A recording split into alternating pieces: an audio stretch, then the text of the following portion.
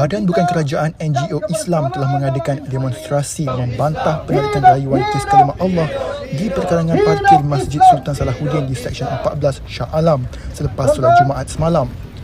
Demonstrasi yang dianjurkan oleh Gerakan Pembela Ummah dan beberapa NGO Islam lain ini sebagai tanda solidariti terhadap keputusan kerajaan menarik balik rayuan kes tersebut.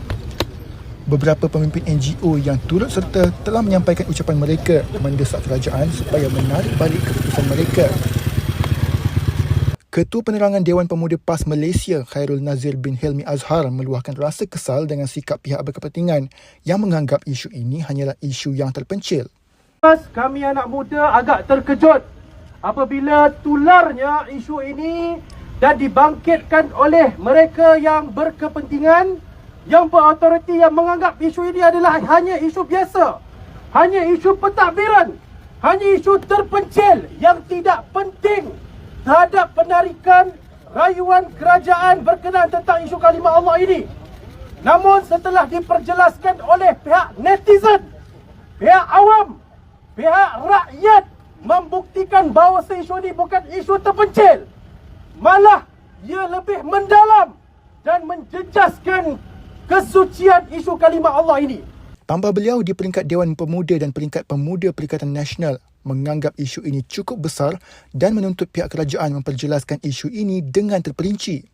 Mengejutkan apabila mendapat desakan daripada rakyat dan umat Islam, barulah terhegeh-hegeh pihak kabinet mahu membentangkan semula dalam mesyuarat Jemaah Menteri, dan barulah hendak dicadangkan penyelesaian ini terhadap Yang di-Pertuan Agong.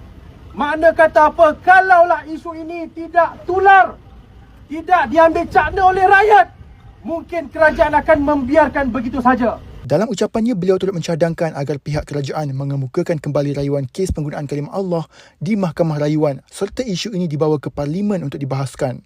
Sementara itu, Naib Presiden Parti Bumiputera Perkasa Malaysia Putra Borhan Ahmad Zakaria mendesak kerajaan agar membawa usul penggunaan kalimah Allah dibahaskan di Parlimen. Saya mohon kepada seluruh ahli politik dan ahli parlimen yang berada di parlimen itu, bahaskan, kemukakan sebanyak mungkin, kerana umat Islam begitu tertekan kali ini. Kerana soal kalimah ini bukan soal main, ini soal akidah.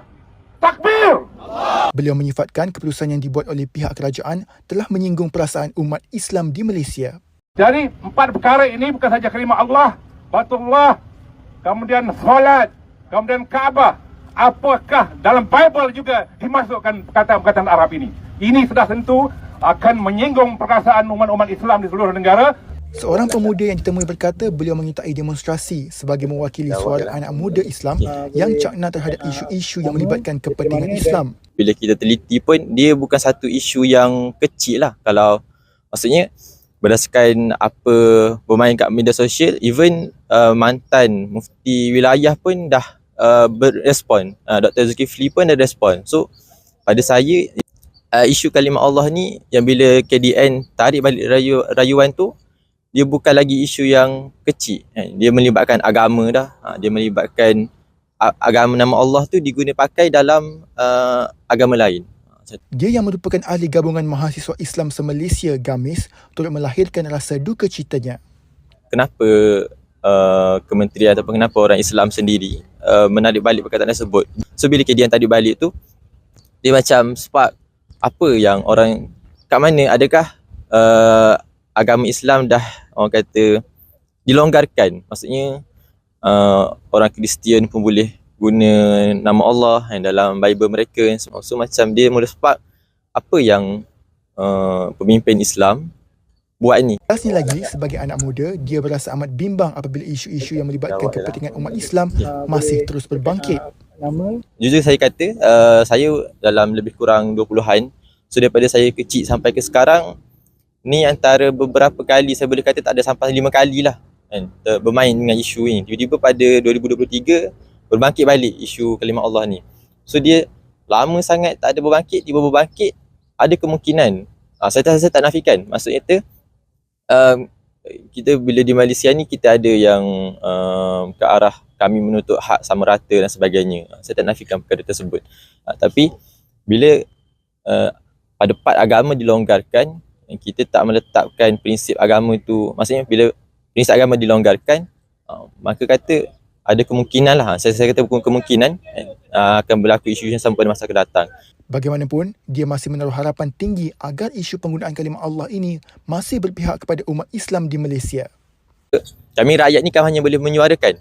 Pemimpin yang kat atas tu lah, mereka yang ada kuasa, membuat akta, membuat keputusan, membuat perlembagaan, peraturan dan sebagainya. So kami harapkan untuk pihak kerajaan pada masa akan datang lebih cakna lah isu-isu agama ni, isu-isu bangsa, isu-isu negara dan sebagainya.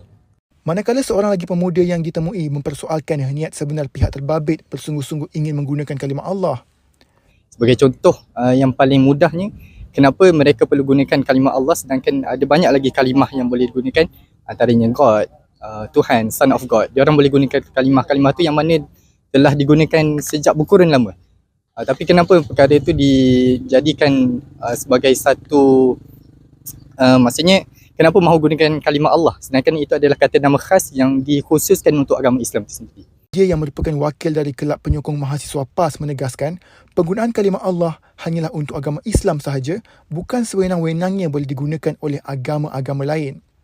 Terdahulu, umat Islam Malaysia dikejutkan dengan laporan berita yang mendedahkan keputusan pihak kerajaan menarik balik rayuan kes penggunaan kalimah Allah di Mahkamah Rayuan. Keputusan ini sekaligus menimbulkan rasa kurang senang umat Islam kerana dianggap boleh mengancam akidah umat Islam di Malaysia.